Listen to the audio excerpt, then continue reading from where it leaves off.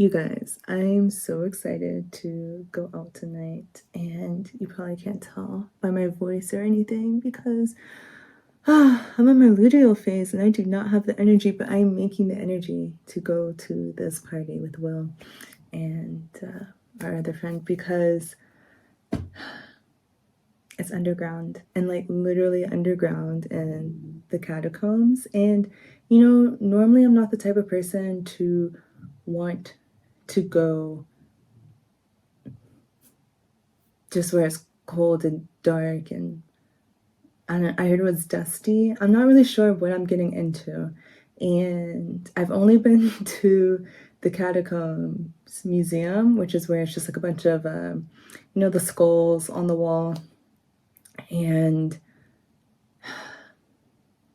yeah, I don't think it's going to be like that. I think it's literally just the underground of Paris. But you know me, I like to just say yes to things and not really know what I'm getting into. I hope I don't freak out. I don't think I'm going to freak out. I'm definitely going to go into it sober and get a feel for the situation before I do anything. Will got real excited. He got this bottle of vodka. What else did he get? He's like, we need to roll joints. He's prepared. And then he's also carrying this huge ass water down there because apparently we have to go down this 5-meter ladder, which he said is 2.5 of him, and he's 6'4". So we have to like climb down a ladder. Apparently it's supposed to be dusty. I don't know what's going on, but apparently they have parties down there all the time. Will's in a group chat where there's just things going on all the time. He had a barbecue down there once, and I'm just like, I'm really interested to see what people are doing down there, and I hope it's better than it's just dark and a bit smelly. I'm hoping it's not smelly, but and I also hope the sound is really good because I mean, I feel like the issue with the sound here is like there's no bass or subwoofers. There's bass, but it's just like there's noise complaints and things. And this also reminds me of whenever me and Will, we went to the mountains to go to this dubstep show because it was in the mountains. So it was like, this is the party.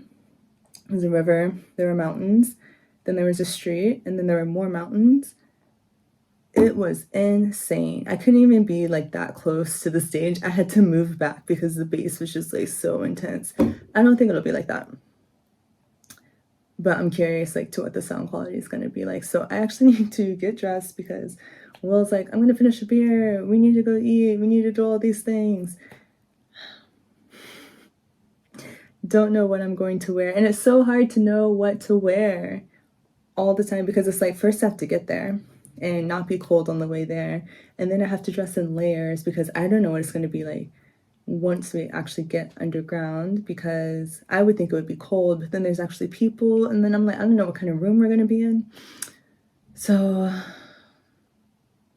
yeah, let me get dressed.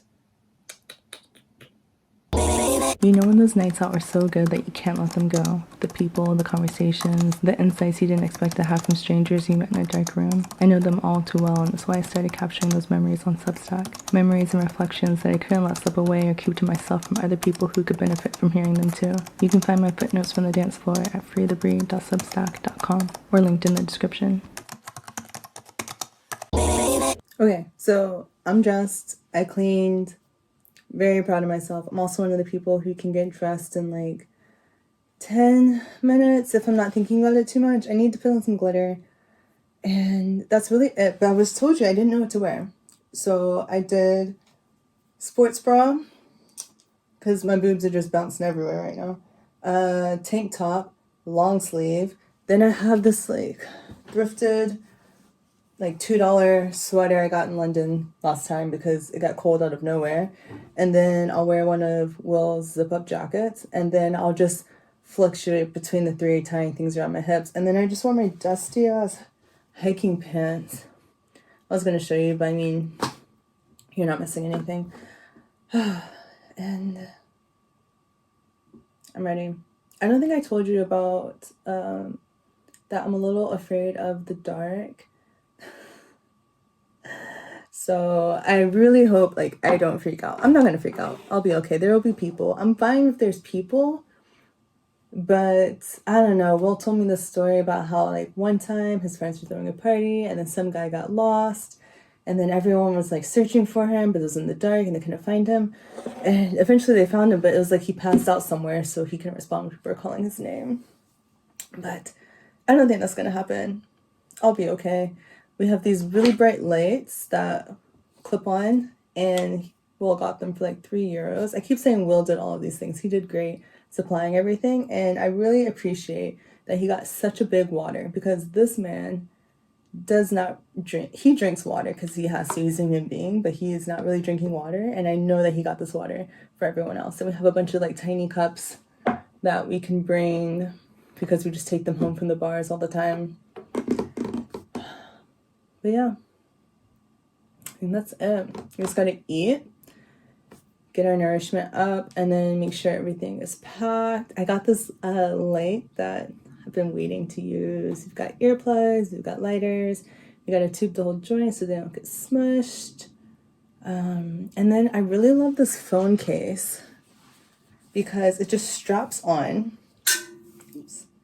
And you can tie it so many different ways. You can do it like a crossbody, you can wrap it into like your waist so it stays in your pocket but it's strapped to your waist. I named 2 ways, but there's so many different ways you can do it. And then I just stuck this little thing on it so I could put my cards in it. It's amazing. So I'm ready. I need to go find these boys. They're out drinking a beer at some cafe around the corner with some not very descriptive directions, but I will find it.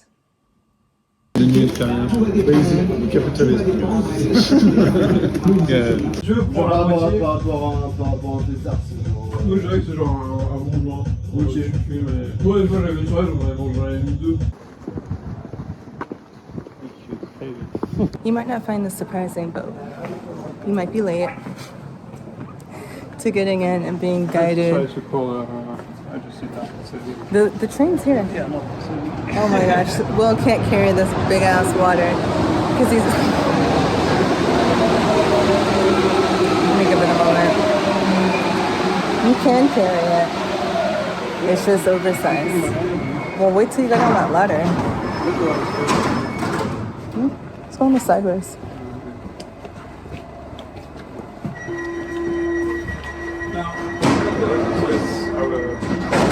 Okay.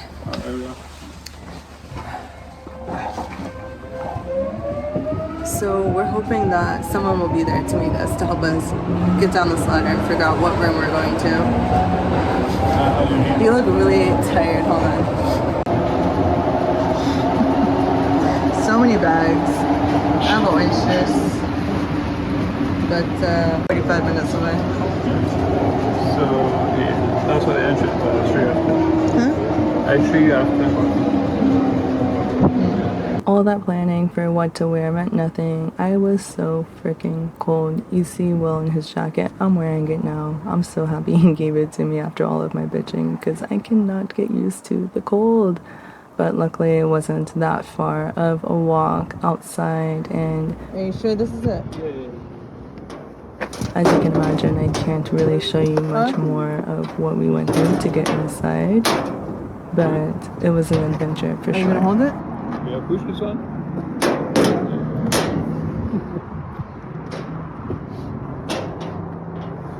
Alright, so what, we just wait?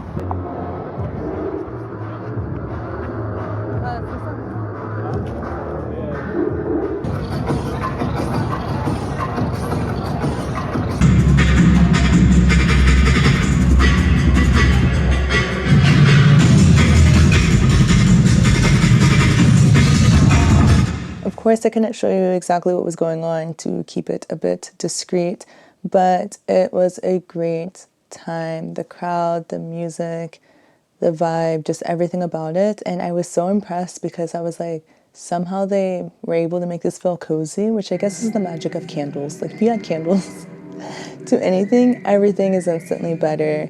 There were couches, there was a house at some point, and I was just like, was this here already? And why was it here? I'm sure it had to have been there already.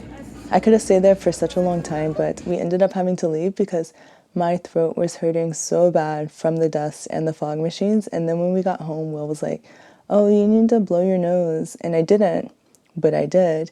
And it was disgusting. It was literally black. Like I can see it right now. I've never seen anything come out of my body that was literally black. And it was disgusting. And it reminds me a lot of times whenever I'm going out and I'm around a lot of fog machines or even just a lot of people smoking, because even though I don't smoke cigarettes, I will just like be out amongst the people. What really helps is if you take the little, hold on.